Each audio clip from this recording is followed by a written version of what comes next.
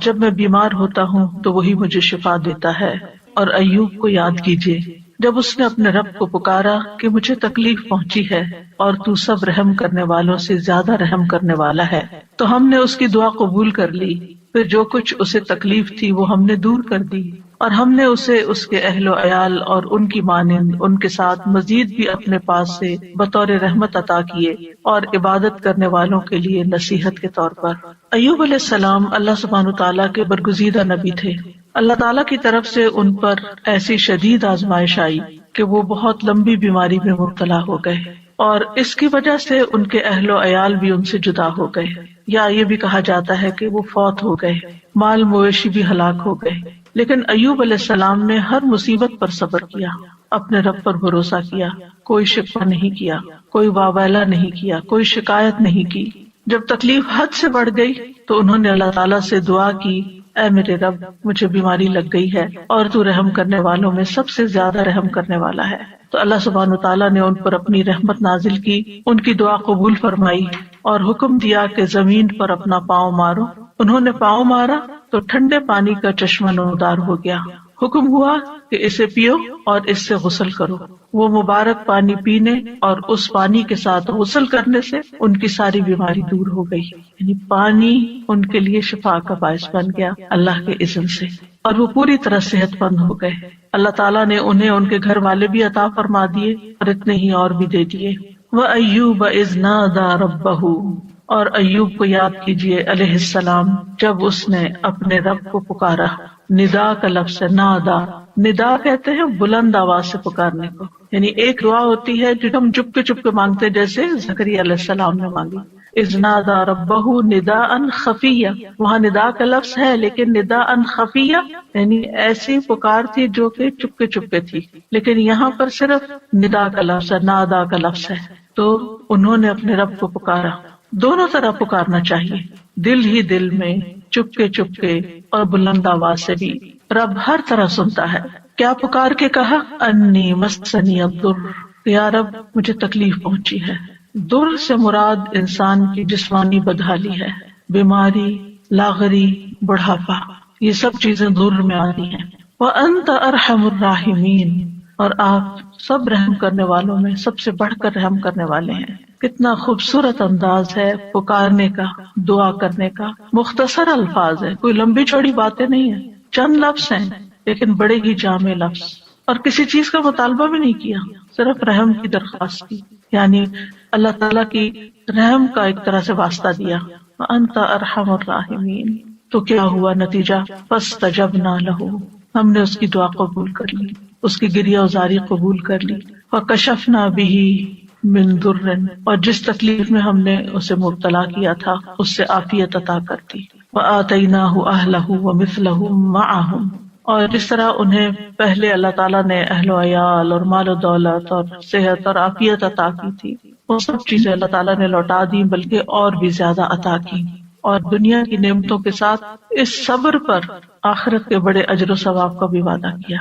اللہ تعالیٰ نے ایک دوسرے مقام پر ایوب علیہ السلام کے صبر کی تعریف کی ہے، انا وجدناہ صابرا نعم العبد انہ اواب، بے شک ہم نے اسے صابر پایا۔ اللہ نے گواہی دے دی کہ وہ صبر کرنے والے تھے۔ ہم صبر بھی کرتے تو بعض اوقات ایسی تکلیف میں ہوتے ہیں کہ سوچتے ہیں پتہ نہیں یہ بھی صبر ہے یا نہیں، یعنی ہمارا صبر بھی صبر ہے یا نہیں، اس میں بھی ڈاؤٹ ہو جاتا ہے۔ تو اللہ سبحانہ تعالیٰ نے ان کے صبر کو مان لیا کہ صابر ہیں۔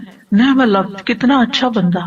تو اس سے پتہ چلتا ہے کہ صبر کرنے والا، غم سے گزرنے والا جب صبر کرتا ہے تو اللہ تعالیٰ کا محبوب بن جاتا ہے، اور ساتھ ہی یقیناً وہ بہت رجوع کرنے والا تھا۔ یعنی اس کا یہ مطلب نہیں کہ پہلی دفعہ وہ دعا کر رہے تھے یا پہلی دفعہ وہ رب کی طرف انہوں نے رغبت کی تھی اتنے سال کی بیماری گزار کر، اور پہلے انہوں نے کبھی نہیں پکارا تھا۔ انہ اواب، وہ بہت زیادہ رجوع کرنے والے تھے رب کی طرف، بہت زیادہ اپنے رب کو پکارنے والے تھے۔ پھر فرمایا رحمتا من عندنا، انہوں نے ارحم الراحمین کہا تو یہاں پر اللہ تعالیٰ نے ان کو اپنی رحمت سے نوازا، رحمتا من عندنا، اپنے پاس سے رحمت عطا کی۔ اور یہ رحمت کیا تھی؟ اول شدید بیماری اور تکلیف اور آزمائش کے ساتھ ان پر رحم کیا، پھر انہیں صبر کی توفیق دے کر ان پر رحم کیا، پھر دعا قبول کر کے ان پر رحم کیا، پھر دعا قبول کرنے کے بعد صحت کے ساتھ اور مال و دولت وغیرہ لوٹایا اس کے ساتھ۔ تو یہ سب کچھ اللہ تعالیٰ کی عظیم رحمت تھی۔ رحمتا من عندنا. اور پھر آپ دیکھیں کہ اس رحمت کا ایک ظاہری مینیفیسٹیشن کیا تھا.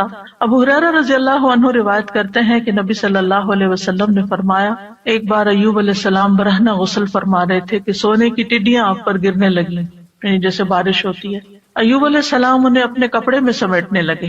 ان کے رب نے انہیں پکارا کہ اے ایوب، کیا میں نے تمہیں اس چیز سے بے نیاز نہیں کر دیا جسے تم دیکھ رہے ہو؟ یعنی مجھے معلوم ہے کہ تمہارے دل میں اس کی کوئی لالچ نہیں، کوئی رغبت نہیں، تمہیں اس کی ضرورت نہیں، تمہارے پاس اللہ نے پہلے سے ہی بہت کچھ عطا کر دیا ہے، تو تم پھر کیوں یہ سمیٹ رہے ہو؟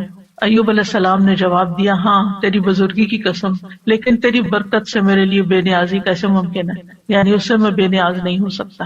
تو بندہ مومن جو ہے وہ اللہ سبحانہ تعالیٰ سے دعا بھی کرتا ہے اور استغنا بھی برتتا ہے، دل میں لالچ بھی نہیں رکھتا، لیکن اگر اللہ تعالیٰ کی طرف سے بن مانگے اس تک کوئی نعمت پہنچتی ہے تو اس کو اللہ کی رحمت سمجھتا ہے، برکت سمجھتا ہے، اور اس سے تکبر کرتے ہوئے بے نیازی نہیں برتتا یا ایسا زہد اور ایسا تکشف ظاہر نہیں کرتا کہ لے جاؤ اس کو، اٹھا لو اس کو، مجھے نہیں چاہیے، مجھے کیا کرنا ہے، میرے پاس آلریڈی بہت کچھ ہے، ایسا رویہ اختیار نہیں کرتا. یہ بھی شکر گزاری کا ہی ایک انداز ہوتا ہے. اور ان کے دل میں یعنی ایک طرح سے یہ شکر گزاری تھی کہ یہ اللہ کی طرف سے آ رہا ہے، کیونکہ ظاہر ہے کوئی انسان تو نظر نہیں آ رہا تھا جو ان پہ سونا برسا رہا، اللہ سبحانہ تعالیٰ کی طرف سے ہی آ رہا تھا، اور ان کے وہم و گمان میں بھی نہیں تھا. اور جو چیز کسی لالچ اور کسی حرص کے بغیر انسان کے پاس آتی ہے تو اسے اللہ سبحانہ تعالیٰ کی ایک نعمت سمجھ کر شکر گزار ہونا چاہیے بندے کو. وَذِكْرَىٰ لِلْعَابِدِينَ، اور عبادت گزاروں کے لیے ایک نصیحت ہے اس واقعے میں. یعنی عموماً جو عبادت گزار لوگ ہوتے ہیں اگر ان کی دعا قبول نہ ہو تو بعض اوقات وہ مایوس ہونے لگتے ہیں، اتنی دعا کی پھر کچھ نہیں ہوا، یا پھر یہ کہ بعض اوقات عبادت کی وجہ سے شیطان دل میں ایک عجیب سا خیال ڈال دیتا ہے کہ تم تو بہت نیک ہو اور تمہارا دنیا سے کیا تعلق ہو، اور انسان صرف دنیا کو کرٹیسائز ہی کرتا رہے اور دنیا کو برا بھلا ہی کہتا رہے. تو ایسا نہیں ہے، یعنی عبادت اور اللہ کی نعمت دونوں جمع بھی ہو سکتی ہیں، جیسے ایوب علیہ السلام پر جمع ہوئی تھی کہ وہ عبادت گزار تھے، اواب تھے، بہت زیادہ اپنے رب کو پکارتے تھے، اس کی طرف رجوع کرتے تھے. اور اواب جو ہوتا ہے صرف دعا نہیں کرتا بلکہ نماز اور دیگر نیک اعمال کے ساتھ اپنے رب کی طرف رجوع کرتا ہے. اور اس میں اگر اللہ سبحانہ تعالیٰ بندے پر اپنی رحمت فرماتا ہے، صحت دیتا ہے، طاقت دیتا ہے، تو ایسے میں وہ مزید شکر گزار ہوتا ہے. تو اس واقعے میں عبادت گزاروں کے لیے ایک نصیحت ہے کہ اگر بیماری آ جائے، اگر تکلیف آ جائے تو پھر کیا کرنا چاہیے. اگر مختلف چیزوں کے ذریعے انسان کی آزمائش ہو تو پھر کس طرح صبر کیا جائے، اللہ تعالیٰ کے سامنے کیسے فریاد پیش کی جائے، اور پھر جب اللہ تعالیٰ انعام فرمائے تو کس طرح بہیو کیا جائے. کیونکہ بعض لوگ تکلیف میں تو اللہ تعالیٰ کی طرف رغبت کرتے ہیں، لیکن جب تکلیف دور ہو جاتی ہے تو پھر کیا کرتے ہیں، بھول جاتے ہیں، اور پھر وہ اس کو اپنا کارنامہ بتانے لگتے ہیں کہ میں نے ایسا کیا اور ویسا کیا، یہ ایکسرسائز کی اور یہ دوا کھائی اور یہ طریقہ اختیار کیا تو اس وجہ سے مجھے یہ شفا ہوئی ہے، اور اللہ تعالیٰ کو اس میں سے نکال دیتے ہیں. تو بندہ مومن کسی حال میں بھی، چاہے صبر ہو یا شکر ہو، وہ دونوں کیفیات میں رب ہی کے ساتھ جڑا رہتا ہے. ایوب علیہ السلام کا واقعہ حدیث میں تھوڑی تفصیل کے ساتھ بھی آتا ہے. انس بن مالک کہتے ہیں کہ رسول اللہ صلی اللہ علیہ وسلم نے فرمایا، بے شک اللہ کے نبی ایوب علیہ السلام اپنی آزمائش میں 18 برس بیمار رہے، 1-2 دن نہیں، 18 سال. قریبی اور دور کے لوگوں نے انہیں چھوڑ دیا، ساتھیوں نے چھوڑ دیا، البتہ ان کے بھائیوں میں سے یعنی دینی بھائیوں میں سے 2 آدمی صبح و شام ان کے پاس آتے جاتے رہے. تو ایک دن ایک اپنے دوسرے ساتھی کو کہنے لگا، کیا تو جانتا ہے اللہ کی قسم ایوب نے کوئی ایسا گناہ کیا ہے جو جہان والوں میں سے کسی نے نہیں کیا؟ اس پر اس کے ساتھی نے کہا، وہ کون سا؟ اس نے کہا، دیکھو 18 سال ہو چکے ہیں، اللہ نے اس پر رحم نہیں کیا کہ اس کی آزمائش اس سے ہٹا دے. کیونکہ بعض اوقات عبادت گزاروں کی جب آزمائش لمبی ہو جاتی ہے تو لوگ باتیں بنانا شروع کر دیتے ہیں کہ یہ تو بہت دین والے ہیں، اور یہ تو قرآن والے ہیں، اور یہ تو بہت نمازی ہیں، اور حج عمرے کرتے ہیں، اور پھر دیکھو ان کے ساتھ کیا ہو رہا ہے. تو ان کے اوپر بھی اسی طرح کی بات ہوئی. جب وہ شام کو ایوب علیہ السلام کے پاس آئے تو ایک نے بے صبری میں وہ بات ذکر کر دی کہ وہ کوئی یہ کہہ رہا تھا تمہارے بارے میں. تو ایوب علیہ السلام نے ان کا الزام سن کر کہا، جو کچھ تم کہہ رہے ہو اس طرح کی کوئی بات میرے علم میں تو نہیں ہے. اب ریاکشن دیکھیں. ہاں اتنا ضرور ہے کہ اللہ تعالیٰ جانتا ہے کہ 2 آدمیوں کے پاس سے میرا گزر ہوتا تھا جو آپس میں جھگڑ رہے ہوتے تھے، وہ دونوں ہی اللہ کا نام لیتے تھے، پھر میں اپنے گھر واپس آتا اور ان دونوں کی طرف سے کفارہ ادا کرتا. کرتا اور اس بات کو ناپسند کرتا کہ وہ ناحق اللہ کا نام لے رہے ہیں. یعنی یہ مجھے اچھا نہیں لگتا تھا کہ وہ اللہ کا نام لے کے لڑ رہے ہیں، تو میں ان کی بخشش کے لیے صدقہ کر دیتا تھا کہ ان کی پکڑ نہ ہو اس پر. یعنی ایسے نیک انسان. بہرحال ایوب علیہ السلام کی آزمائش اور بیماری ایسی تھی کہ جب وہ قضاء حاجت کے لیے باہر جاتے اور فارغ ہو جاتے تو ان کی بیوی ان کو ہاتھ سے پکڑ کر سہارا دیتی تھی حتیٰ کہ وہ واپس اپنی جگہ پر پہنچ جاتے. یعنی اتنے کمزور اور لاغر ہو گئے تھے. ایک دن وہ لیٹ ہو گئے اور ان کی بیوی ان کے انتظار میں رہی اور اللہ نے ایوب کی طرف وحی کی، ارکز برجلک، یعنی باہر ہی گئے ہوئے تھے تو وہیں پر ارکز برجلک ھذا مغتسل بارد وشراب، اپنا پاؤں مارو، یہ نہانے کا ٹھنڈا اور پینے کا پانی ہے. ادھر ان کی بیوی سمجھ رہی تھی کہ وہ دیر کر رہے ہیں، یعنی اپنی حاجت سے فارغ ہونے دیر ہو رہی ہے اور وہ ذرا ہٹ کے کھڑی ہوں گی اور انتظار کر رہی تھی. جب وہ واپس پلٹے تو اللہ نے ان کی تمام بیماریاں دور کر دی اور وہ بہت حسین لگ رہے تھے. جب ان کی بیوی نے ان کو دیکھا تو پہچان نہ سکی. پوچھا اللہ تمہیں برکت دے، کیا تم نے اللہ کے نبی جو بیمار ہیں انہیں دیکھا؟ اللہ کی قسم جب وہ صحت مند تھے تو تم سے سب سے زیادہ مشابہت رکھتے تھے. تو انہوں نے کہا میں وہی ایوب ہوں. یعنی اتنی دیر میں ہی تکلیف دور ہو گئی. اور کس سے؟ پانی سے. ایوب علیہ السلام کے 2 کھلیان تھے، ایک گندم کا تھا اور ایک جو کا. اللہ نے اس پر 2 بادل بھیجے. ایک بادل گندم والے کھلیان پر آ کر سونا برسانے لگا حتیٰ کہ وہ سونا بہنے لگا، اور دوسرا جو کے کھلیان پہ آ کے چاندی برسانے لگا یہاں تک کہ چاندی بہنے لگی. اس طرح اللہ نے ان کو مال بھی دیا اور دولت کثیر بھی دی، یعنی ان کی نعمتیں پہلے سے بھی زیادہ ہو گئی. اگرچہ 18 سال کی آزمائش تھی. اس دوران وہ اللہ کے نبی بھی رہے. یعنی اللہ تعالیٰ نے اس بیماری کے باوجود ان سے ان کی ذمہ داری نہیں لی بلکہ اس کو ادا کرتے رہے. اور ایک وفادار بیوی تھی اور 2 دینی ساتھی تھے جو آتے جاتے تھے، باقی سب چھوڑ گئے تھے. چونکہ اس کے آخر میں آیا ہے کہ ذکر للعابدین، اس کہانی میں، اس واقعے میں عبادت گزاروں کے لیے، نیک لوگوں کے لیے ایک بڑی نصیحت ہے کہ اگر تکلیف آئے اور آزمائش آئے تو پھر کرتے کیا ہے. اس سے یہ بھی پتہ چلتا ہے کہ آزمائش نبی اور غیر نبی دونوں پر آ سکتی، کیونکہ ہمارے ذہن میں یہ خیال ہوتا ہے کہ جو نیک لوگ ہیں ان پر آزمائش نہیں آ سکتی. نہیں، سب پر آ سکتی. انبیاء بھی آزمائے جاتے ہیں، بلکہ انبیاء کی آزمائش زیادہ ہوتی ہے، اور پھر جو ان سے قریب تر ہوتے ہیں، یعنی جتنے نیک ہوتے ہیں اس کے مطابق. اور پھر یہ ہے کہ جب تکلیف آئے تو وابالہ کرنے کی بجائے انسان کو صبر سے کام لینا چاہیے. اور پھر یہ کہ اللہ تعالیٰ دعا قبول کرتا ہے جب انسان اللہ کے خوبصورت ناموں یا صفات کے ساتھ گریہ وزاری کرتا ہے. اس سے مصیبت دور ہوتی ہے، اور مصیبت آنے پر اس کے گزر جانے کا انتظار کرنا چاہیے، اور انسان کو حوصلے میں رہنا چاہیے کہ آج تک جتنی تکلیفیں آئی سب چلی گئیں، یہ بھی ایک وقت آئے گا تو چلی جائے گی. کوئی بھی مصیبت ہمیشہ کے لیے نہیں باقی رہتی. اور یہ بھی یاد رہے کہ جو شخص تکلیف پر صبر کرتا ہے اللہ تعالیٰ اس کو دنیا میں بھی انعام سے نوازتا ہے، اور آخرت کا اجر تو اس کے لیے لکھا ہی جاتا ہے. اور ہمیشہ انسان اپنے آپ کو اس تکلیف کے وقت یاد دہانی کراتا رہے کہ فَإِنَّ مَعَ الْعُسْرِ يُسْرًا، إِنَّ مَعَ الْعُسْرِ يُسْرًا، بے شک ہر مشکل کے ساتھ ایک آسانی ہے، بے شک اسی مشکل کے ساتھ ایک اور آسانی. رسول اللہ صلی اللہ علیہ وسلم نے فرمایا مدد صبر کے ساتھ اور کشادگی تنگی کے ساتھ ہے، اور بے شک ہر مشکل کے ساتھ ایک آسانی ہے، بے شک اسی مشکل کے ساتھ ایک اور آسانی. بس انسان کی نگاہیں ہوں جو اس آسانی کو ڈھونڈنے والی ہوں. صرف انسان تکلیف پر نظر نہ رکھے بلکہ اس کے ساتھ انسان کو جو مزید چیزیں غور و فکر کرنے، سوچنے اور سمجھنے اور اپنے عمل میں تبدیلی لانے کا ایک موقع ملا ہے، اللہ کی طرف سے توفیق ملی ہے، اس کو بھی انسان ضرور ذہن میں رکھے. دوسری آیت جو ہے وہ ہے وَإِذَا مَرِضْتُ فَهُوَ يَشْفِينِ، اور جب میں بیمار ہوتا ہوں تو وہی مجھے شفا دیتا ہے. یعنی بیماری میں انسان کو اس چیز کا یقین رکھنا چاہیے کہ شفا صرف اللہ کے ہاتھ میں، اور وہ شفا دے تو پانی کے ساتھ بھی دے دیتا ہے. یہ دعا اور یہ قول ابراہیم علیہ السلام کا ہے جو قرآن مجید میں آیا ہے. سورۃ الشعراء کی آیت نمبر 80 ہے کہ ابراہیم علیہ السلام نے اپنے والد اور اپنی قوم کے سامنے توحید کی دعوت پیش کی تھی اور اللہ تعالیٰ کا تعارف کروایا تھا انہی الفاظ میں کہ الذی خلقنی فہو یہدینی والذی هو یطعمنی ویسقینی واذا مرضت فہو یشفینی. اسی نے مجھے پیدا کیا ہے، وہی مجھے راہ دکھائے گا، وہی مجھے کھلاتا ہے، وہی مجھے پلاتا ہے، جب میں بیمار ہو جاتا ہوں تو وہی مجھے شفا دیتا ہے. یعنی شفا صرف اور صرف اللہ کے ہاتھ میں ہے، وہی شفا دیتا ہے. انسان کو اچھی طرح یقین ہونا چاہیے. اس لیے جب بیماری آئے، جب تکلیف آئے تو پہلا دھیان اللہ کی طرف جائے، پہلا خیال اللہ کی طرف جائے، ڈاکٹر کی طرف نہیں، دوا کی طرف نہیں، لوگوں کی طرف نہیں. اور اس پر اپنے آپ کو ٹیسٹ کیا کریں.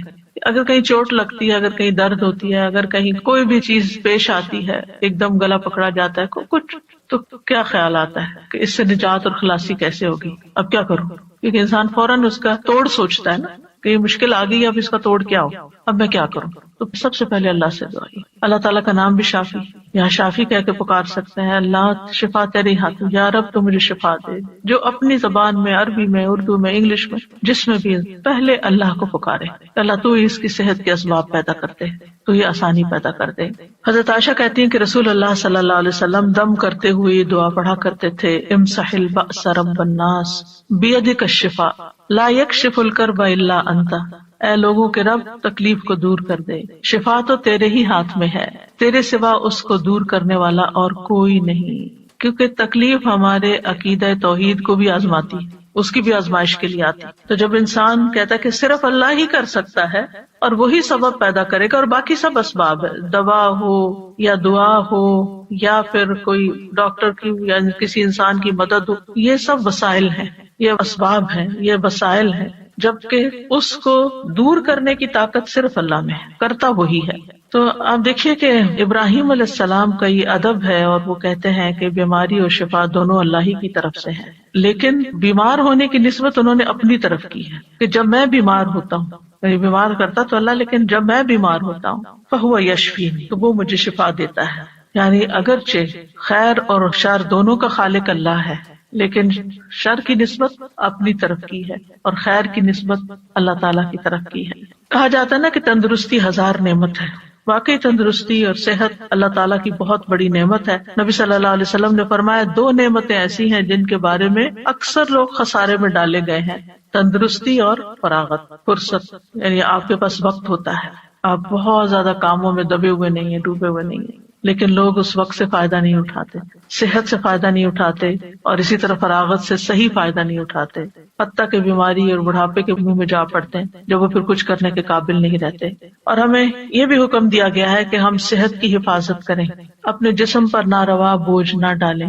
عبداللہ ابن عمرو ابن العاص کہتے ہیں نبی صلی اللہ علیہ وسلم کو میرے بارے میں یہ بات پہنچی کہ میں مسلسل روزے رکھتا ہوں اور رات بھر نماز پڑھتا ہوں، دن کو روزہ رات کو نماز، نہ کھانا نہ نیند، یعنی بہت کم دونوں چیزیں. تو آپ نے میری طرف پیغام بھیجا کہ ملاقات کے لیے حاضر ہوں، تو میں نے آپ سے ملاقات کی. آپ نے فرمایا کیا مجھے یہ خبر نہیں دی گئی کہ تم روزے رکھتے اور افطار نہیں کرتے اور رات بھر نماز پڑھتے رہتے ہو؟ یعنی مجھے یہ معلوم ہے، یہ نہیں بتایا کس نے بتایا کیا، یعنی مجھے یہ اطلاع پہنچی ہے، کنفرم کرو یہ ایسے ہی ہے. تو جب انہوں نے کہا کہ ہاں، تو آپ نے فرمایا تم اس طرح نہ کرو، کیونکہ تمہاری آنکھوں کا بھی تم پر حق ہے، تمہارے نفس کا بھی تم پر حق ہے، تمہاری بیوی کا بھی تم پر حق ہے. تم روزہ بھی رکھو اور افطار بھی کرو، نماز بھی پڑھو اور سویا بھی کرو، اور ہر 10 دنوں میں 1 دن کا روزہ رکھ لو، یہ تمہارے لیے 9 روزوں کا اجر بن جائے گا. اور ایک اور روایت میں آتا ہے، صحیح بخاری کی روایت ہے، آپ نے فرمایا اگر تم ایسا کرتے رہے، یعنی ہر وقت روزے سے رہے اور ہر وقت جاگتے رہے، تو تمہاری بینائی کمزور ہو جائے گی اور تمہارا نفس تھک جائے گا. یعنی عبادت میں بھی اعتدال کرو، اس طرح کا بوجھ اپنے اوپر نہ ڈالو کہ تم بیمار پڑ جاؤ. تو اس سے کیا پتہ چلتا ہے اس حدیث سے کہ ہمارا دین ہمیں اعتدال سکھاتا ہے، اور یہ سکھاتا ہے کہ ہم اپنی جان کا بھی حق ادا کریں، اپنے گھر والوں کا بھی حق ادا کریں، اور اپنے جسم کا، آنکھوں کا اور باقی تمام چیزوں کا. اسی طرح ایک حدیث سے ہمیں یہ پتہ چلتا ہے کہ نیک انسان کے لیے صحت مالداری سے زیادہ بہتر ہے. یعنی صحت جو ہے یہ بڑی دولت ہے مال سے بھی. تو اس لیے مال کماتے ہوئے بھی انسان کو اپنی صحت برباد نہیں کرنی چاہیے. عبداللہ بن خبیب اپنے چچا سے روایت کرتے ہیں کہ ہم لوگ ایک مجلس میں تھے کہ رسول اللہ صلی اللہ علیہ وسلم ہمارے پاس تشریف لائے.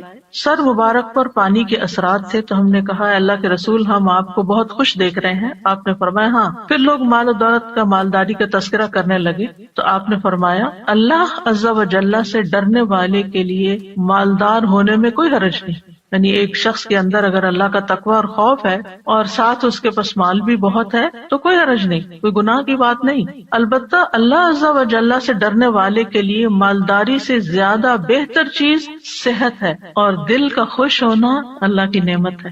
یعنی اگر انسان صحت مند ہے اور اس کے دل میں بھی اطمینان ہے اور وہ خوش ہے تو یہ بہت بڑی نعمت ہے. آج آپ دیکھیں کہ بعض لوگ دنیاوی اعتبار سے بہت کامیابیاں حاصل کر لیتے ہیں، بڑے بڑے ریکارڈ توڑ لیتے ہیں، لیکن پھر کیا ہوتا ہے اس کے بعد، جو ایک دم ڈپریشن کا شکار ہوتا ہے. آج ہی میں ایک نیوز دیکھ رہی تھی تو اس میں ایک بہت ہی مشہور کھلاڑی ہے، بے شمار اس کے فینز ہیں، نام میں نہیں لوں گی، لیکن اس نے کہا کہ میں کھیل رہا تھا اور کھیلتے کھیلتے میں گول کر رہا تھا اور ایک دم مجھ پہ ڈپریشن کا اٹیک ہوا اور اس کے بعد میں پیچھے پیچھے پیچھے پیچھے گرتا چلا گیا.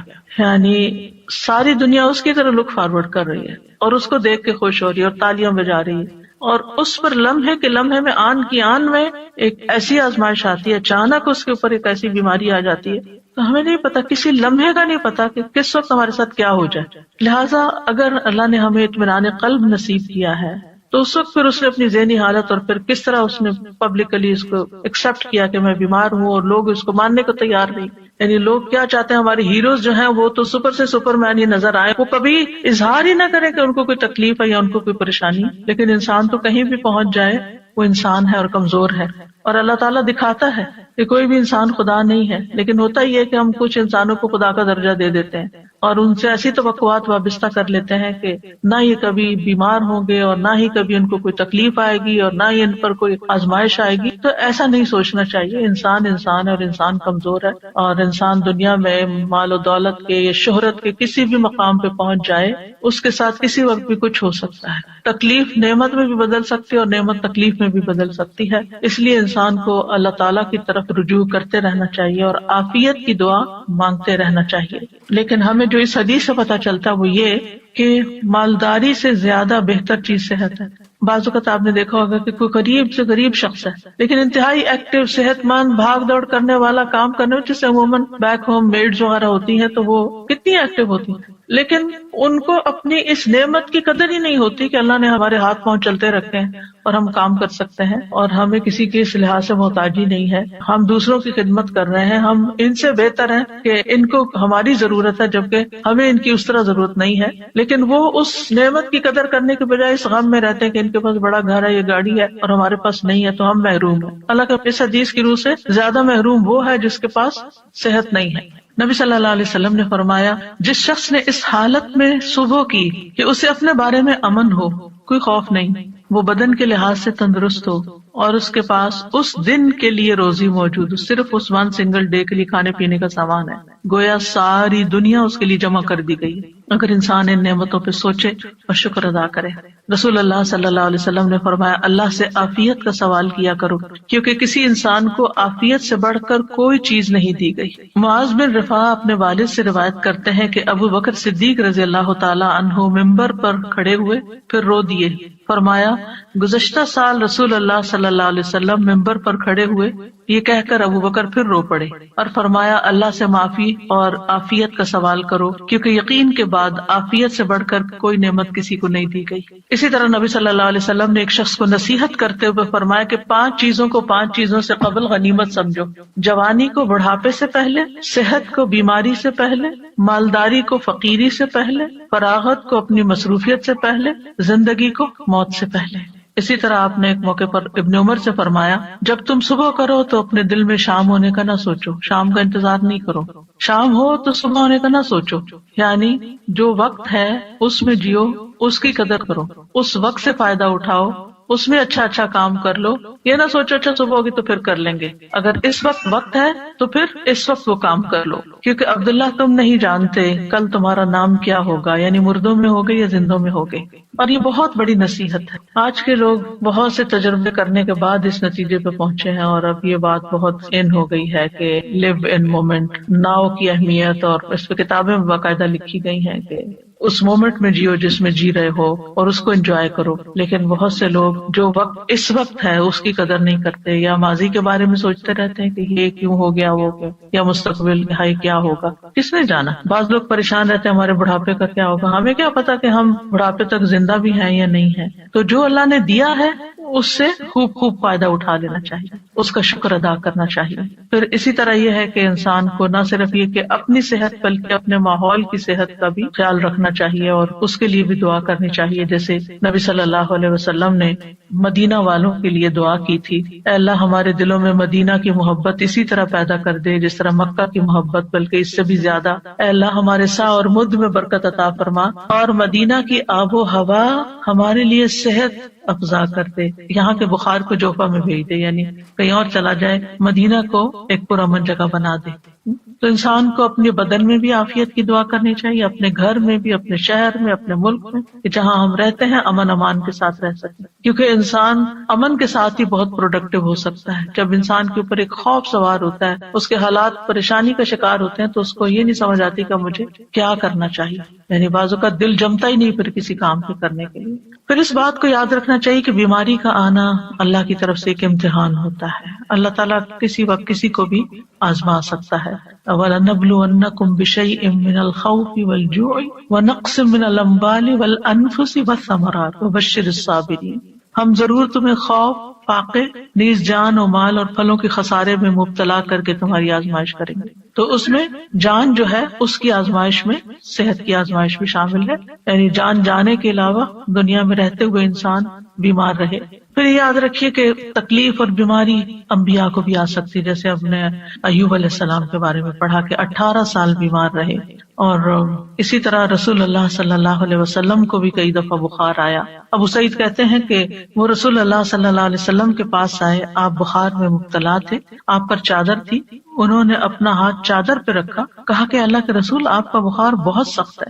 آپ نے فرمایا بے شک ہمارا حال اسی طرح ہوتا ہے، ہم پر آزمائش سخت ہوتی ہے اور ہمیں اجر بھی دگنا دیا جاتا ہے۔ یعنی ایک عام بندہ جس چیز سے آزمایا جاتا ہے، ایک دین والا اور پھر خاص طور پہ نبی، اس سے بڑی آزمائش میں مبتلا کیا جاتا ہے، کیونکہ جس کا درجہ جتنا بلند ہوتا ہے اس کی آزمائش بھی اتنی بڑی ہوتی ہے۔ انہوں نے پوچھا اللہ کے رسول صلی اللہ علیہ وسلم، لوگوں میں آزمائش کے لحاظ سے سخت کون ہوتا ہے؟ آپ نے فرمایا انبیاء۔ کہا پھر کون؟ فرمایا علماء۔ کہا پھر کون؟ فرمایا نیک لوگ۔ یعنی جیسے جیسے آپ کے درجے ہوں گے اسی حساب سے آزمائش ہوگی۔ اس لیے اگر کسی کے اوپر کوئی تکلیف بڑی آ جاتی ہے تو وہ تب بھی اللہ سے اچھا گمان رکھے کہ اگر اللہ نے مجھے دوسروں کے مقابلے میں زیادہ آزما لیا تو اس کا مطلب یہ ہے کہ اللہ تعالیٰ کی مجھ پہ نظر کرم ہے۔ اور فرمایا کہ ان میں سے کسی کو جوؤں سے آزمایا جاتا، یہاں تک کہ وہ اسے قتل کر دیتے، یعنی اتنی جوئیں پڑتی اور وہ صاف ہوتی ہی نہیں، نکالتے ہوں گے پھر اور پڑ جاتی، پھر اور پڑ جاتی، خون ہی چوس جاتی ہوں گی۔ اور ان میں سے کسی کو فقر کے ساتھ آزمایا جاتا، یہاں تک کہ وہ چھوٹی سی قمیص کے سوا کچھ نہ پاتا، چنانچہ وہ اسے ہی پہن لیتا۔ اور ان میں سے کچھ آزمائش پر بہت خوش ہوتے ہیں بنسبت اس شخص کے جو کچھ دیے جانے پہ خوش ہوتے ہیں۔ یعنی اللہ کے نیک بندوں کی ایک پہچان یہ بھی ہے کہ جب ان پر کوئی تکلیف آتی ہے تو پریشان ہونے کی بجائے وہ اللہ سے راضی ہو جاتے ہیں کہ اللہ نے مجھے اس کے لیے چنا، مجھے اس قابل سمجھا، تو اس لیے مجھ پر یہ امتحان ڈالا۔ یعنی عافیت تو مانگنی چاہیے، لیکن مانگنے کے باوجود اگر اللہ تعالیٰ آزما لیتا ہے تو ناراضگی کی کوئی گنجائش نہیں۔ مثلاً ایک انسان نیک کام کر رہا ہوتا ہے لیکن ابھی اس کا وہ درجہ نہیں اونچا گیا، وہ گراف ابھی نیچے ہی ہے، کہ یکایک ایسی مصیبت آتی ہے کہ جس پہ صبر کی وجہ سے وہ اعلیٰ ترین درجے پہ پہنچ جاتا ہے، اور اگر وہ صبر نہیں کرتا تو پہلے سے بھی نیچے آ جاتا ہے۔ انبیاء کو 2 آدمیوں کے برابر بخار ہوتا ہے۔ پھر آپ دیکھیے کہ مسلمان کو جب کوئی کانٹا بھی چبھتا ہے تو پھر اس کے ذریعے اللہ تعالیٰ اس کے گناہوں کو ایسے دور کرتا ہے جیسے سوکھے درخت سے پتے جھڑ کے اس کو صاف کر دیتے ہیں۔ مریض کے لیے خوشخبریاں بھی ہیں، اب اپنی کوئی نہ کوئی بیماری تکلیف یاد کر لی، کیونکہ آج کل تو ہر شخص کسی نہ کسی بیماری میں کہیں نہ کہیں مبتلا رہتا ہی ہے، اور وہ بہت بودر بھی کرتی ہے بعض اوقات کہ کب میری جان چھوٹے گی اس سے، اور یہ کیوں ہے، اور مجھے اتنی دوا کھانی پڑتی ہے، اور باقی لوگ بغیر دواؤں کے بھاگے دوڑے پھرتے ہیں۔ تو انسان بلا وجہ اپنے اوپر ایک شیطانی وسوسوں کی وجہ سے بوجھ محسوس کرنے لگتا ہے، لیکن یاد رکھیے کہ اللہ تعالیٰ جس کے ساتھ بھلائی کا ارادہ کرتا ہے اس کو مصیبت میں مبتلا کر دیتا ہے۔ یہ صحیح بخاری کی روایت ہے، من یرد اللہ بہ خیرا یصب منہ، کیونکہ اس تکلیف اور اس آزمائش اور اس سپن کے اندر سے گزر کے بندہ نکھر جاتا ہے یا پھر پلٹ جاتا ہے۔ تو یہ جو نکھار ہے نا، اور یہ چمکاؤ جو ہے انسان کے دل کے اندر اور انسان کی پرسنالٹی میں، یہ مشکل سے گزر کر ہی آتا ہے۔ ام سلمہ کہتی ہیں کہ میں نے رسول اللہ صلی اللہ علیہ وسلم کو فرماتے ہوئے سنا، جب اللہ بندے کو کسی مصیبت کے ساتھ آزماتا ہے اور وہ اپنی حالت اور کیفیت کی بنا پر اسے ناپسند کرتا ہے تو اللہ تعالیٰ اس تکلیف کو اس کے گناہوں کا کفارہ اور اسے پاک کرنے کا سبب بنا دیتا ہے، جب تک کہ وہ لاحق ہونے والی تکلیف کو اللہ کے علاوہ کسی اور در پر پیش نہیں کرتا، یعنی اسے دور کرنے کے لیے غیر اللہ کو نہیں پکارتا، اللہ ہی کو پکارتا، اللہ ہی سے دعائیں مانگتا ہے۔ تو مومن کو تو ایک کانٹا بھی چپ جائے تو اس پر بھی اللہ سبحانہ و تعالیٰ اس کا گناہ معاف کر دیتا ہے۔ ابو سعید کہتے ہیں کہ آدمی نے رسول اللہ صلی اللہ علیہ وسلم سے پوچھا کہ ہمیں جو بیماریاں لگتی ہیں یہ بتائیے کہ ان پر ہمارے لیے کیا ہے؟ آپ نے فرمایا یہ بیماریاں گناہوں کا کفارہ بن جاتی ہیں. ابی ابن کعب نے عرض کیا اگرچہ بیماری چھوٹی ہو، آپ نے فرمایا اگرچہ ایک کانٹا ہی چپ جائے یا اس سے بھی کم. بعض اوقات آپ نے دیکھا ہوگا کہ آپ گارڈننگ کر رہے ہوتے ہیں یا پھول توڑنے لگتے ہیں، کوئی سبزی توڑنے لگتے ہیں، تو آپ کے ہاتھ میں چھوٹا سا نظر نہ آنے والا چھوٹا سا کانٹا چپ جاتا ہے. اب وہ نظر بھی نہیں آتا، لیکن اس کی چبھن اور اس کی بودریشن اور اس کی تکلیف ایسی ہوتی ہے کہ انسان کسی پل اس کو بھولتا نہیں، یعنی اسے بے چین رکھتا ہے. وہ اس پر بھی اجر ہے، لیکن اس وقت اجر بھول جاتا، بس تکلیف ہی یاد رہتی، اور اس کے بدلے اللہ تعالیٰ انسان کے درجات بلند کر دیتا ہے. سادہ جی مجھے خیال آیا کہ اجر کے لیے شاید ہم اتنے حریص نہیں ہیں، ہم اس کو اتنا اس طرح مٹیریلائز کر کے نہیں دیکھتے. جیسے کانٹے چبھنے اور اس کی بات کی نا آپ نے، مجھے خیال آیا کچھ لوگ اپنی مالی مجبوری کی وجہ سے جا کے بلڈ اپنا بیچتے ہیں، یعنی پنچ کرا کے بلڈ نکلواتے ہیں، کوئی ویکنس ہوتی ہوگی یا کوئی آرگن بیچ دیتے ہیں، کوئی اس طرح کا چیز ہوتی ہے، تو وہ ان کے سامنے وہ مالی فائدہ ہوتا ہے جسے وہ ان کو زیادہ چاہیے ہوتا ہے، تو وہ اپنے جسم کا ایک حصہ یا جسم کا خون بیچ دیتے ہیں. لیکن انسان کے اوپر اچانک سے کوئی آزمائش آ جاتی ہے تو اس وقت وہ چیز نظر نہیں آ رہی ہوتی نا کہ اس کے بدلے اجر ملنے والا کیا ہے. جیسے پڑھا بھی ہے، حدیث میں بھی ہے، یقین بھی ہے، لیکن شاید ہماری وہ لیول آف ہرس نہیں ہے کہ ہم پھر اس پہ اس وقت صبر کر جائیں. اصل میں جب آخرت کو سامنے رکھ کے انسان جیتا ہے نا تو چیزیں اور طرح نظر آتی ہیں، پھر ہر چیز کے بارے میں انسان مختلف طریقے سے سوچتا ہے، نگاہ ہی بدل جاتی ہے. وہ آزمائشوں کو مختلف طرح دیکھتا ہے، وہ نعمتوں کو مختلف طرح دیکھتا ہے، وہ مال کو کسی اور طرح دیکھتا ہے، وہ زندگی کے منصوبے کسی اور طرح بناتا ہے، اس کی پلاننگ کچھ اور ہوتی ہے، پورا پرسپیکٹو چینج ہو جاتا ہے. سادہ جی ہم نے اکثر دیکھا ہے جب ہم مریض کے پاس ہوتے ہیں اور ہم کس قسم کی باتیں کر رہے ہوتے ہیں. کئی لوگوں کو تو مریض کی عیادت کے آداب بھی نہیں آتے اور الٹا ان کو وہ ڈی موٹیویٹ کر کے اٹھتے ہیں کئی مرتبہ. تو یہ اس قسم کی باتیں جو ہیں اگر ہم کہیں لکھ لیں اور کہیں لے جائیں. میں بلکہ کتاب نکال رکھی تھی کہ میں ساتھ لے کر آؤں گی، کیونکہ یہ جو میں آپ کو بتا رہی ہوں اس کا بہت سا مٹیریل اس کے اندر موجود ہے. یعنی یہ کتاب جو ہے اس میں اسی طرح ریسرچ کر کے یہ ساری احادیث اور پھر آیات دعائیں وغیرہ جمع کی گئی تھی کہ جب بھی کوئی بیمار ہو تو اس کو تحفہ دے دیا جائے، وہ بیٹھ کے پڑھتا رہے اور کم از کم اس کی پریشانی دور ہو. مجھے جب کسی کا پتہ چلتا ہے تو میں اس کو ریکمینڈ کرتی ہوں کہ یہ کم از کم پہلے 2-3 صفحے جو ہے نا وہ تو ضرور پڑھ لو، کیونکہ اس میں یہ خوشخبریاں اور یہ ساری چیزیں کہ بیماری کیوں آتی ہے اور کیا کرنا چاہیے. کیونکہ اگر انسان کو یہ بات سمجھ آ جائے نا کہ میں نے اس میں اب آ تو گئی آنے والی چیز، وہ تو نہیں ٹال سکتا، اب تو وہ اپنے وقت کے ساتھ ہی جائے گی، تو کم از کم ایک حوصلہ بلند ہو جاتا ہے، اس کا morale بلند ہو جاتا ہے، اس کی سوچ بدل جاتی ہے، وہ اتنا مزریبل نہیں ہوتا، وہ اتنا سیلف پٹی کا شکار نہیں ہوتا، صبر کرنا آ جاتا ہے جو کہ اس وقت کی ضرورت ہوتی ہے. پھر وزٹنگ دا سک، اس میں اگر آپ جا رہے ہیں تو آپ بیمار کے اوپر کیا پڑھ کے دم کریں. اس کے بڑے بڑے حرف بھی ہیں، ٹرانسلیٹریشن بھی ہے اور ٹرانسلیشن بھی ہے، اور خوبصورت پھول بھی ہے کہ جب کہیں رکھی ہوئی ہو تو دیکھ دیکھ کے خوش ہوتے رہیں. تو اس سے حوصلہ ہوتا ہے، تسلی ہوتی ہے. یعنی بیماری کا تعلق بھی بہت زیادہ سوچ کے ساتھ ہوتا ہے. کسی بھی مشکل کے وقت اگر آپ کی سوچ پازیٹیو ہے نا تو آپ کے لیے وہ تکلیف ہلکی ہو جائے گی. وہ اچانک اٹیک تو ہوتا ہے، آپ ہرٹ ہوتے ہیں، لیکن پھر آپ اس سے فوراً نکل آتے ہیں. مریض کے احکام یہ ہر بندے کے پاس ہونی چاہیے. بیمار ہوں تو فوراً ہی نکالیں. اور پھر اس میں کچھ فقہی چیزیں بھی ہیں، یعنی کہ وضو کیسے کریں، تیمم کیسے کب کریں، اور طریقہ تیمم کا، اور نماز کی رخصت کھڑے ہو کے نہیں تو بیٹھ کے کیسے پڑھیں، لیٹ کے کیسے پڑھیں، اور پھر اس روزے کے بارے میں، پھر اگر حج میں کچھ چیزیں ہو جائیں ایسی تو پھر کیا کریں، اور پھر وینٹیلیٹر کے اوپر یا خودکشی والے کے ساتھ کیا کریں، پھر کچھ مسنون چیزیں جو ہیں، اور پھر آخر میں اس میں بھی دعائیں ہیں. یہ دعائیں جو اس میں ہیں اس کے اندر بھی آخر میں ڈالی ہوئی ہیں، کیونکہ بعض اوقات انسان کو اپنے پہ دم خود کرنا ہوتا ہے یا کسی اور پہ کرنا ہے، یا پھر عافیت کی دعائیں ہیں تو وہ ساری اکٹھی کر دی گئی.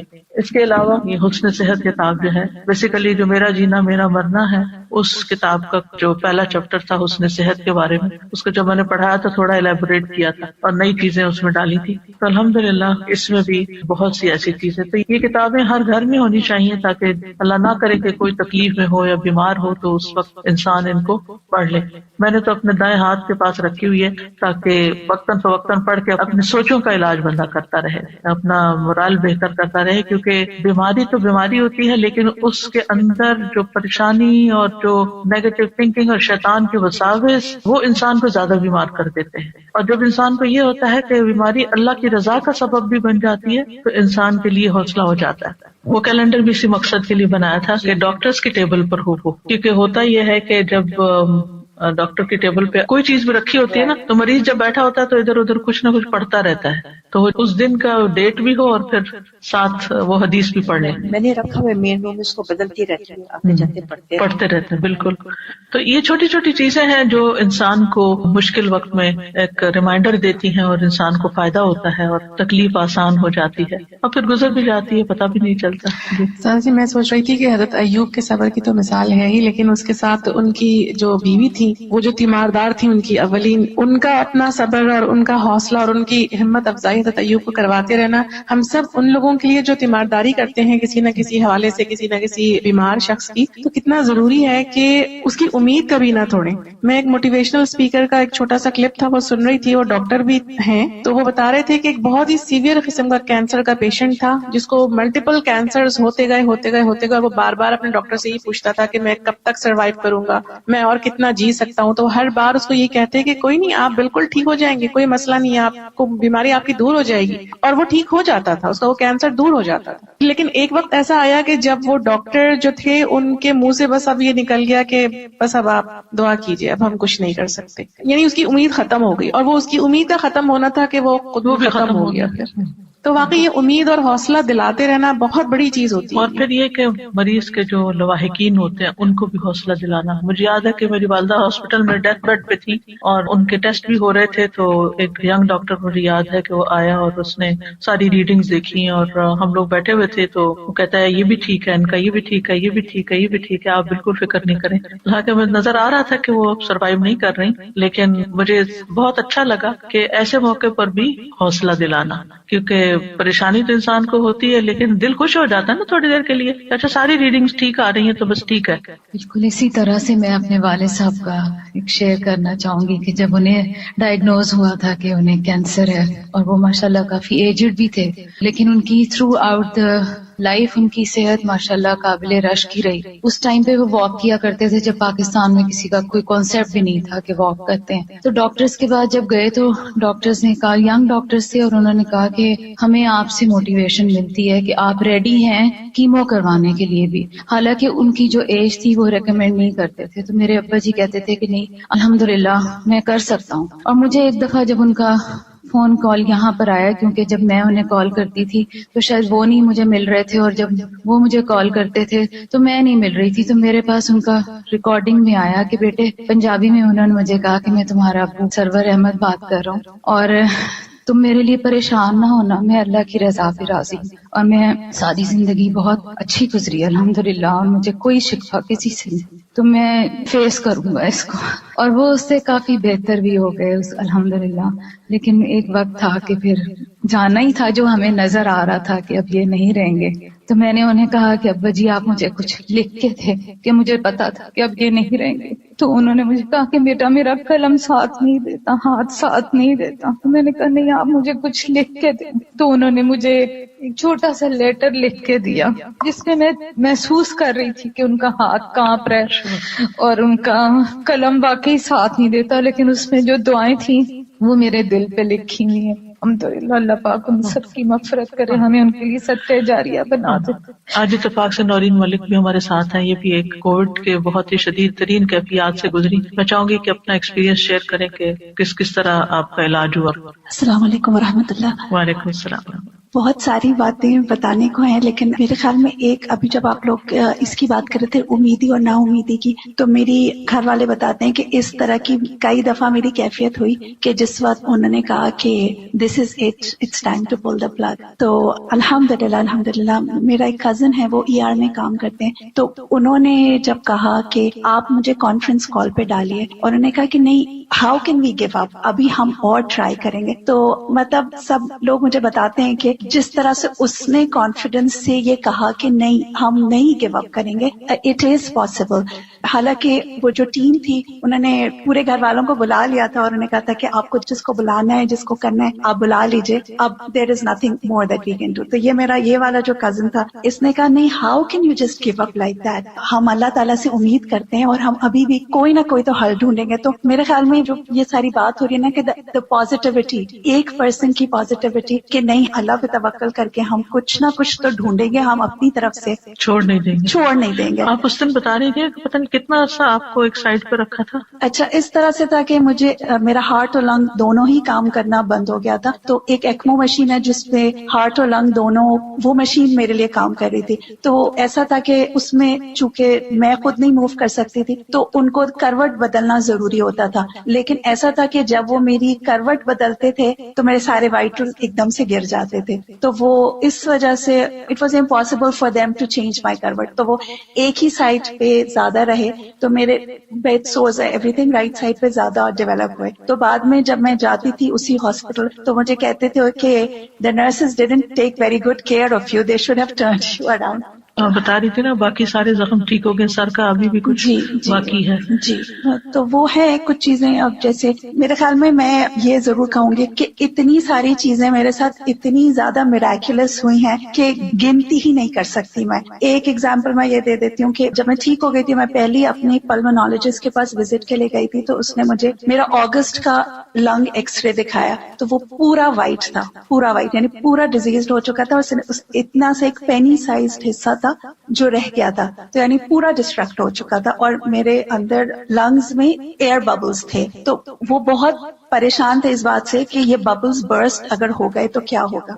जब 2 महीने के बाद अपना नेक्स्ट स्कैन किया उन्होंने तो शी वॉज अमेज्ड, कहने लगी कि ये खुद से रिजॉल्व हो गए, हमें नहीं पता। It was always an option कि वो कहते थे कि आप थोड़ा सा बेहतर हो जाएंगे तो हमें सर्जिकली इंटरवीन करना पड़ेगा, या तो लंग ट्रांसप्लांट करना पड़ेगा, या हम पूरी सर्जरी की टीम बिठाएंगे कि हम किस तरह से इनको रिजॉल्व करें। तो जब उसने 2 महीने बाद मेरा स्कैन देखा, उसने कहा इट्स अनबिलीवेबल, और मुझसे पूछ रही थी, कहने लगी तुम्हें एहसास नहीं हो रहा था कि जब तुम्हारे लंग पे प्रेशर कम या ज्यादा हो रहा है? तो मैंने कहा नहीं, it was just a miracle.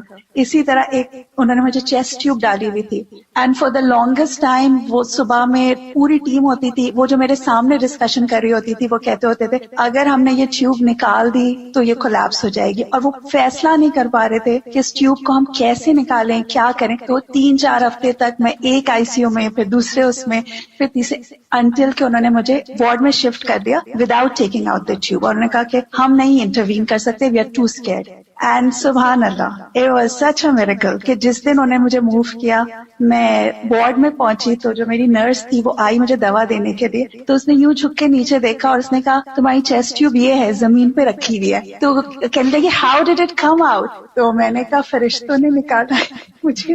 तो मतलब यानी कि वो डॉक्टर्स नहीं फैसला कर पा रहे थे कि हम कैसे करें, एंड वो जस्ट लिटरली मिराक्युलसली वो ड्रॉप्ड आउट। उन्होंने फौरन सर्जरी की टीम बताई, सब कुछ। वो मुझसे पूछे थे ये कैसे हुआ, मैंने कहा आप बताएं कैसे हुआ। इट वाज सर्जिकली सूचर्ड इन, मतलब वो सिली हुई थी अंदर, देयर वाज नो वे कि कोई ह्यूमन भी उसको ऐसे खींच के निकाल दे। लेकिन जब उन्होंने मुझे शिफ्ट किया तो वो ट्यूब खुद से जमीन पे थी। I mean it was one of those things कि वो फैसला ही नहीं कर पा रहे थे अगर हमने किया तो इसके साथ क्या होगा। तो वो मैं यही कहती हूँ, अल्लाह ताला ने जिंदगी लिखी हो तो फिर जी शिफा अल्लाह देता है। जी बिल्कुल, इस तरह की छोटी छोटी बहुत सारी बातें मेरे बैक पे ना मूव करने की वजह से इतना, यानी 6 inches wide, 6 inches deep, 6 inches अंदर टनल किया हुआ, इतना बड़ा जख्म था जिसकी वजह से मैं हिल नहीं सकती थी। मैं जब डॉक्टर से पूछती थी ये कितने दिन में हील होगा, तो मुझे कभी कोई टाइम लाइन नहीं देते थे। वो हमेशा कहते थे ये जब होगा तो होगा।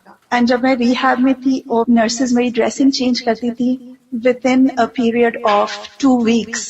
2 वीक्स 6 इंचेस से वो 2 इंचेस हो गया, और वो देखते थे और वो कहते थे we have never seen this kind of healing. आप करती क्या थी, कौन सी दुआएं पढ़ती थी? दुआओं पे मैं ये, अभी आप जब हजरत अय्यूब की दुआ बता रही थी तो मैं ये बात बहुत सोच रही थी कि जब भी मैं पहले अपनी जिंदगी में ये वाली दुआ देखती थी ना, अल्लाहुम्मा अन्नी मस्सनी अद्दुर, तो मैं हमेशा ये सोचती थी कि ये दुआ कैसे हो सकती है कि अल्लाह ताला से आप कह रहे हैं कि मुझे तकलीफ हुई है। लेकिन जब मेरी आंख खुली तो मैं हिल नहीं सकती थी, मूव नहीं कर सकती थी, इतनी सारी ट्यूब्स थी। द ओनली दुआ that I could make was अल्लाहुम्मा अन्नी मस्सनी अद्दुर, कि मुझे तकलीफ है, मुझे ये नहीं पता था मैं किस चीज के लिए दुआ मांगूंगा, आंखें ठीक हो जाए, हाथ ठीक हो जाए, क्योंकि I couldn't move, I couldn't speak. मुझे पहली दफा एहसास हुआ कि जो लोग बात नहीं कर सकते हैं उनको कितनी बेचारगी का एहसास होता है, क्योंकि आई कुडंट टॉक। और वो ये भी नहीं उनको समझ आ रही थी कि ये बोलेगी तो कैसे हम क्या करें कि ये बोलना शुरू हो जाए। मैनी थिंग्स, मतलब तो मुझे वो एहसास हुआ कि जो लोग हाथ ना हिला सकते हो उनको कैसा लगता होगा। अल्लाह ताला ने हमें कितनी नेमतें दी हैं।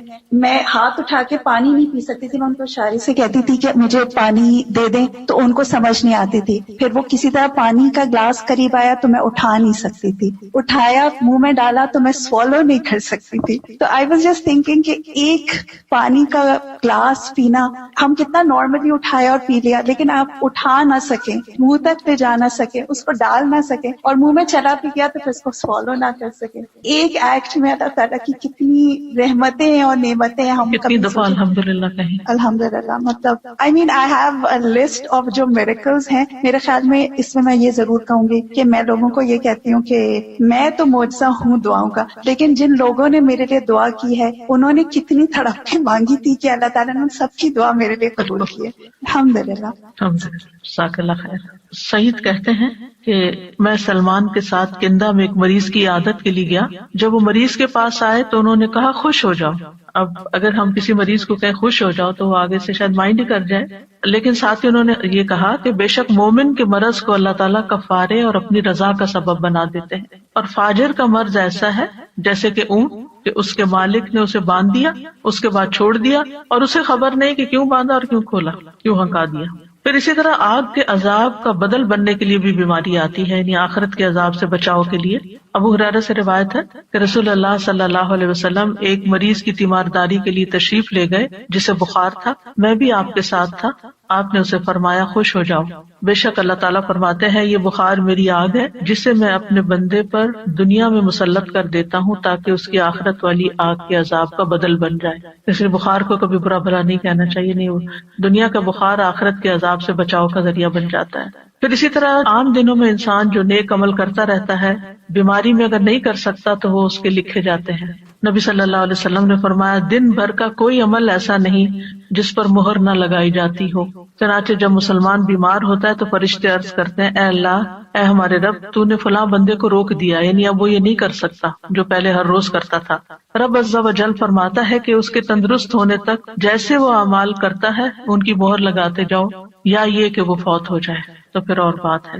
यानी बीमारी में उन सारे अमाल को उसके लिए मोहर लगाते जाओ, यानी उन्हीं अमाल को रेप्लिकेट करते जाओ कि गोया कि वो कर रहा है। रसूलुल्लाह सल्लल्लाहु अलैहि वसल्लम ने फरमाया जब कोई बंदा बीमार होता है या सफर में जाता है तो उसके वो तमाम अमल लिख दिए जाते हैं जो वो हालत क़याम और ज़माने तंदुरुस्ती में किया करता था। और दुनिया में जिन पे तकलीफ आती है अगर वो सब्र करे तो क़यामत के दिन उनको मिलने वाले अजर को देखकर लोग तमन्ना करेंगे काश हमारी जिल्दें कैंचियों से काट दी जाती। फिर इसी तरह बाज़ बीमारियों में जब लोग फौत हो जाते हैं तो शहादत का सवाब मिलता है। रसूलुल्लाह सल्लल्लाहु अलैहि वसल्लम ने फरमाया फी सबीलिल्लाह मारे जाने के अलावा 7 तरह की शहादत और है।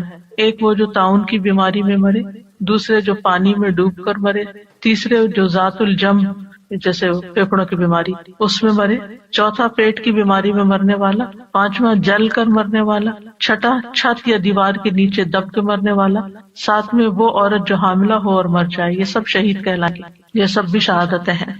फिर अल्लाह के इज़्ज़त से बीमारी जो है वो जन्नत में दाखिले का जरिया भी बनती है।